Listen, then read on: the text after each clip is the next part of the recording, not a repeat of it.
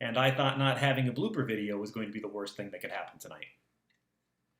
Well, that certainly didn't go the way I had planned, but what about this school year has, right? First, I do want to apologize for the technical difficulties. As many of you saw, YouTube stopped our live premiere because they claimed that it violated their terms of service. Their specific claim was that the video contained inappropriate content.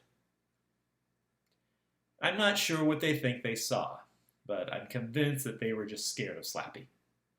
The really weird thing is that the video that I was streaming during the live session was actually uploaded to YouTube earlier this afternoon.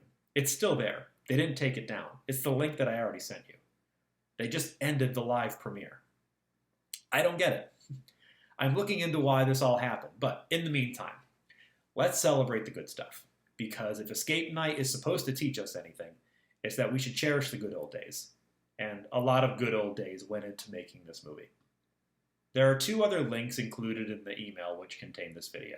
The first is a working link to Escape Night.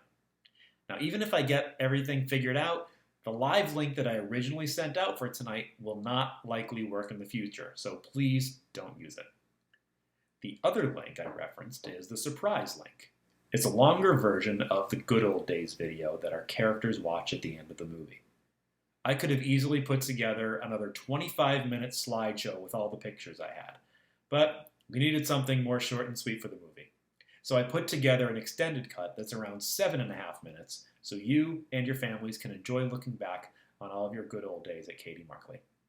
Like I said earlier, this movie is for the 5th grade class of 2020, so cast, crew, please help me out and share this video around. 5th graders, you've all been officially added to the Script to Screen alumni list. I hope you'll join us for premieres in the future. When we premiere next year's Script to Screen movies, expect to see an email from me. Script to Screen is one of my favorite experiences every year, and this year was no different. We start each production by stating that the goals of Script to Screen are to tell a story, connect with our audience, learn a little bit about the filmmaking process, and have some fun. All of that happened for me this year, and I hope it did for you too. Thank you for watching tonight.